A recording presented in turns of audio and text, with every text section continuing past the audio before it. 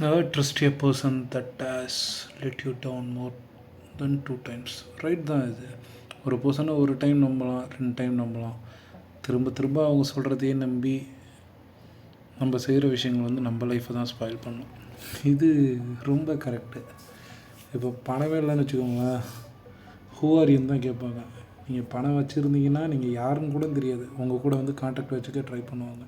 உன்னை கூப்பிடலையா போகாத, உன்கிட்ட சொல்லலையா என்னன்னு கேட்காத, லேட்டாக உன்னை இன்வைட் பண்ணாங்களா வரலன்னு சொல்லிடு.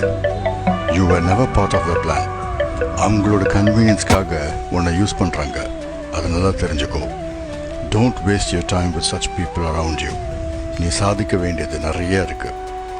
நல்லா யோசிச்சுப்பார். If you show anger towards others, அவங்க தான் உன்னை கண்ட்ரோல் பண்ணுவாங்க.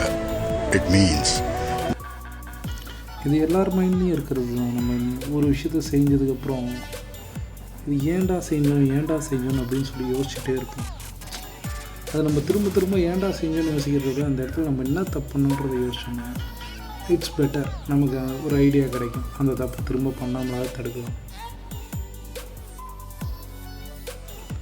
ஸோ ரைட்டு தான், நம்ம எல்லோரும் வந்து முடிஞ்சதை நினச்சி யோசிச்சுட்ருப்போம். எனிவே அது யாரோட தூண்டுதல் எடுத்தாலும் அந்த முடிவு நம்ம எடுத்தது.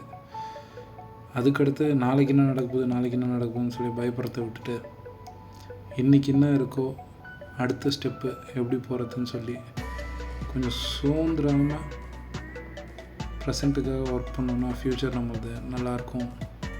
If somebody is treating you like you are nothing, you must become nothing in their lives by leaving. Just leave. Go.